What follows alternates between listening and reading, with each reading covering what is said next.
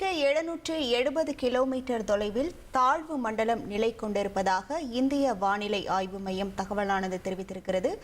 இந்த தாழ்வு மண்டலம் அடுத்த 12 மணி நேரத்தில் மோந்தா புயலாக வலுப்பெறும் எனவும் இந்திய வானிலை ஆய்வு மையம் தகவலை தெரிவித்திருக்கிறது. ஆழ்ந்த காற்றழுத்த தாழ்வு மண்டலம் மணிக்கு 5 கிலோமீட்டர் வேகத்தில் வடமேற்கு நோக்கி நகர்ந்து வருகிறது எனவும் தகவலானது தெரிவிக்கப்பட்டிருக்கிறது.